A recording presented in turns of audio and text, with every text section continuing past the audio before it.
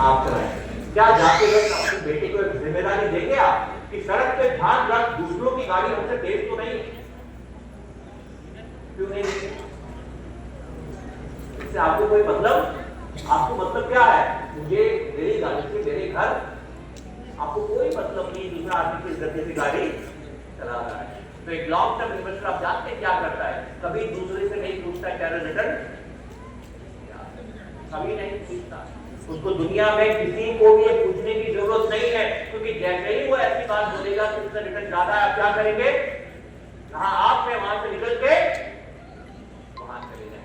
और आप जानते हैं उसके बाद क्या होगा? भगवान आपको देख रहा है। शेर का दाम तब तक नहीं गिरेगा जब तक आप नहीं करते। करते देख लीजिए, किसी भी शेर का दाम तभी गिरता है जब आप 3 साल से खरीद कर रखा है, घाव नहीं बढ़ रहे हैं, उसका दाम तभी बढ़ता है जब आप, भगवान कृपा नहीं करेगा। ये गलती कभी मत कीजिए। सबसे इंटरेस्टिंग चीज मैं आपसे कहता हूँ, गजानन को जब कहा कि दुनिया के जो 3 चक्कर काटेगा वही बुद्धि का देव बनेगा, गजानन ने अपने परिवार के माता पिता के 3 चक्कर काटे। मेरा सवाल सुनिएगा और ईमानदार से जवाब दीजिएगा। जो पैसा बना के आपने पोर्टफोलियो बनाया है, ये पड़ोसी को हराने के लिए बनाया है कि अपने सपनों को पूरा करने के लिए बनाया है? एग्जैक्टली। अपना रिटर्न आप तय करते हैं, क्योंकि आप कॉर्पस तय करते हैं, रिटर्न नहीं। आपको कॉर्पस तय करना है। कॉर्पस कैसे तय करना है? वो कॉर्पस जो आपको मुक्त करता है। मुक्ति किसे कहते हैं? कि जिस दिन आपकी पैसिव इनकम आपकी एक्टिव इनकम से एक ही लक्ष्य बनाइए, वो दिन जिस दिन मेरे इन्वेस्टमेंट की जो इनकम है वो मेरे मेहनत करके काम करके जो इनकम आ रही है उससे। तो ये यात्रा कैसे होगी? आइए इस यात्रा की बात करते हैं। जो भी इस यात्रा का यात्री बनेगा उसको जरूर ये मिलेगा।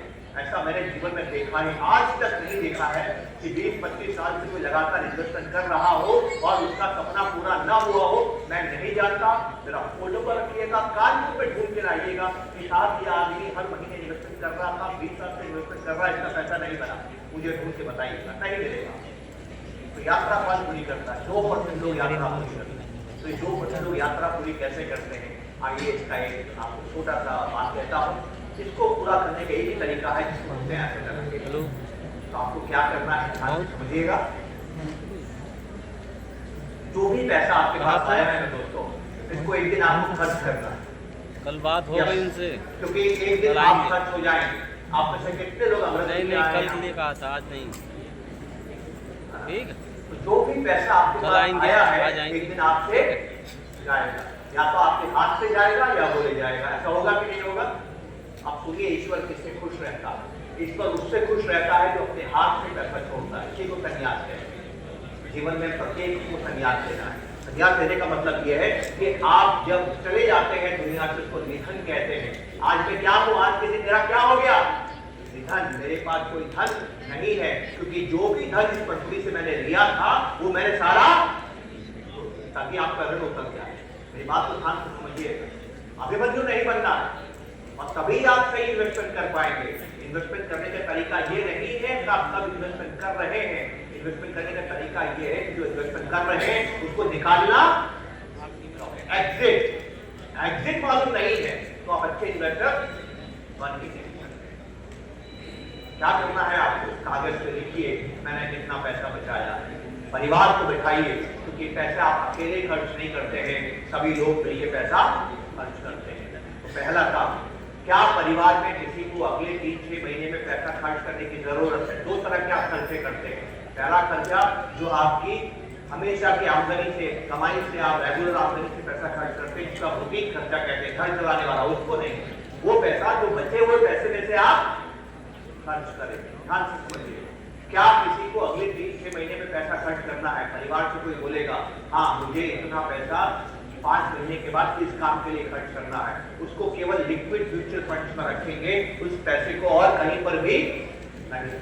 ईश्वर भी आके बोले कि अगले 5 सालों 5 महीनों में बना रखा हो जाएगा, मत सुनिएगा, ये नियम नहीं। नियम ये है कि जो पैसा आपको आज निवेश करने के बाद 5-6 महीने के अंदर वापस निकाल के खर्च करना है, उस पैसे को आप लिक्विड म्यूचुअल फंड्स में रखेंगे। ये काम हो गया। अब पैसा और बचा है आपके पास, परिवार में सभी को पूछिए क्या कुछ पैसा हमें 2026 में खर्च करना है? हाँ, इतना पैसा हमें 2026 में चाहिए, वो शॉर्ट टर्म बॉन्ड फंड्स में रखिए। क्या कोई पैसा हमें 27-28 में खर्च करना है? कोई कहेगा हाँ ये पैसा हमें 27-28 में खर्च करना है, उसको आप long term bond fund, long term corporate fund, long term डीसेट फंड में पैसा रखिए। फिर पूछिए किसी को कुछ पैसा 2029-30 में खर्च करना है, जी हाँ ये पैसा 2029-30 में खर्च करना है, उस पैसे को बैलेंस हाइब्रिड फंड में रखिए और शेष पैसा जो बच गया उस पैसे को आप long term diversified equity fund में रखिए। आपको कभी भी परेशानी नहीं होगी। आप समझते हैं कि परेशानी क्यों? मेरी बात सुनिए, अगर आप वेद पढ़ते हैं तो एक जबरदस्त बात आपको कहता हूं, इतनी जबरदस्त बात है कि आपको समझ में आएगा कि कामयाबी का मंत्र क्या है। और ये मुझे समझ में आया था जब शादी हुई। फिर शादी में यज्ञ की वेदा से पहले एक और यज्ञ किया गया था, जिसको गृह शांति यज्ञ कहते हैं। मैंने पंडित से पूछा ये यज्ञ क्यों किया जा रहा है, तो कहता है कि आप और आपकी पत्नी प्रणय सूत्र में बंध रहे और इससे आपका परिवार बढ़ेगा, इसी बढ़ने को समृद्धि कहते हैं। पर आपके जीवन में समृद्धि तब आएगी जब आप पति और पत्नी जो मिल रहे हैं इनके बीच में शांति रहे। शांति नहीं है तो समृद्धि नहीं आएगी। और इसलिए जैसे हम ईश्वर से प्रार्थना करते हैं कि पति पत्नी के विचारों में शांति रखना, उनके सामंजस्य बनाना, ये बहुत जरूरी है। इसलिए हर वेद में हर मंत्र के पहले शांति बोला जाता है और बाद में शांति बोला जाता है। आपको निवेश करने के बाद में एक रात ऐसी नहीं होनी चाहिए कि आपको चैन की नींद, ये तभी होगा जब आप वो करेंगे जो मैंने आपको करने के लिए इंश्योरेंस किए बिना कभी इन्वेस्टमेंट मत करें। अगर सही इंश्योरेंस नहीं किया तो आप इन्वेस्टमेंट की यात्रा पूरी नहीं कर पाएंगे। आप 6 साल से लगातार एसआईपी कर रहे हैं, बहुमुश्किल 8-10 लाख रुपए इकट्ठे कर दिए हैं, भगवान ना करे घर में कुछ हो गया, कोई बीमार हो गया और इंश्योरेंस नहीं है तो वो सारा पैसा आपको निकालना पड़ेगा और आपके 5-6 साल नष्ट हो जाएंगे। कभी मत कीजिएगा इंश्योरेंस बिना कभी निवेश को शुरू मत कीजिएगा। क्या मतलब होता है इसका? लॉन्ग टर्म बनता है शॉर्ट टर्म से। मैंने क्यों बोला आपको लिक्विड फंड में पैसा रखने के लिए, मैंने क्यों बोला आपको मीडियम टर्म में पैसा रखने के लिए, मैंने क्यों बोला आपको बॉन्ड फंड में पैसा रखने के लिए? ध्यान से सुनिएगा, क्योंकि लॉन्ग टर्म बनता है शॉर्ट टर्म। मैं 80 साल का जीवन तब जीऊंगा जब 70 साल जिंदा रहूंगा, 70 साल का जीवन तब जीऊंगा जब 50 साल जिंदा रहूंगा, फिर 50 साल तब जिंदा रहूंगा जब 1 साल जिंदा रहूंगा, 1 साल तब जिंदा रहूंगा जब 1 महीना जिंदा रहूंगा, 1 महीना तब जिंदा रहूंगा जब 1 सप्ताह जिंदा रहूंगा, 1 सप्ताह जिंदा तब रहूंगा जब हर दिन जिंदा रहूंगा, हर दिन जिंदा तब रहूंगा जब हर घड़ी जिंदा रहूंगा और हर घड़ी का क्षण जिंदा रहूंगा। क्षण से ही लॉन्ग टर्म बनता है। जो आदमी शॉर्ट टर्म की चिंता नहीं करता है वो कभी लॉन्ग टर्म के दर्शन। लॉन्ग टर्म का मतलब ये नहीं होता है लॉन्ग टर्म सोचना नहीं। लॉन्ग टर्म का मतलब होता है हर क्षण की प्रतीक्षा करना। अब सारा इंटरेस्टिंग बात आपसे कहता हूँ।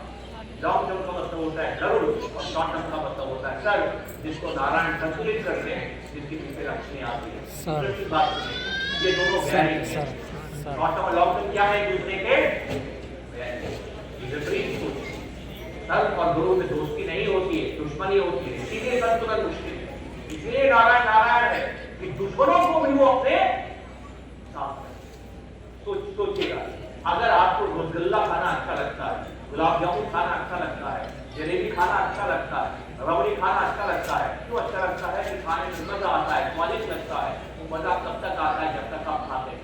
खाना बंद करने के मजा खत्म हो जाएगा, अगले दिन फिर मजा लेना है तो फिर खाना।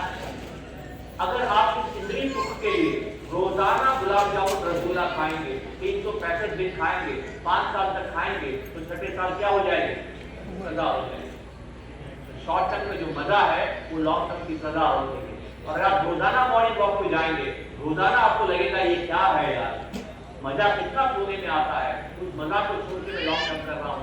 आपको दर्द होगा, पेन होगा, पर यही पेन आपको लॉन्ग टर्म ठीक हो जाएगा। तो जो बाजार आपको अच्छा नहीं लगता है, जब आपका एडवाइजर आपके पास में आके ऐसी बात कहता है जो आपको अच्छी नहीं लग रही है, आपको लगता है कि वातावरण अच्छा नहीं है और ये मुझे ज्यादा निवेश करने के लिए कह रहा है, यकीन मानिए वो लॉन्ग टर्म के लिए आपके लिए। जीवन में ऐसा कभी नहीं होगा कि जो आपको शॉर्ट टर्म में अच्छा लग रहा है वही आपको लॉन्ग टर्म में अच्छा लगेगा। संभव ही नहीं है, विपरीत है, साफ और जरूर विपरीत है, हो ही नहीं सकता। अगर आपको लॉन्ग टर्म का आनंद चाहिए तो आपको शॉर्ट टर्म का दुख झेलना है। इस प्रक्रिया को दोस्तों क्या बोलते हैं? इस प्रक्रिया को एसेट एलोकेशन करना बहुत जरूरी है। अब अपनी बात खत्म कर रहा हूँ। हिंदुस्तान आपको निराश नहीं है, हिंदुस्तान में इतना पैसा बनने वाला है कि आप आश्चर्य करें। हम 1947 में आजाद हुए, हमारे हमारा पहला बजट 2.5 लाख करोड़ का था, पिछला बजट हमारा 350 लाख करोड़ का था।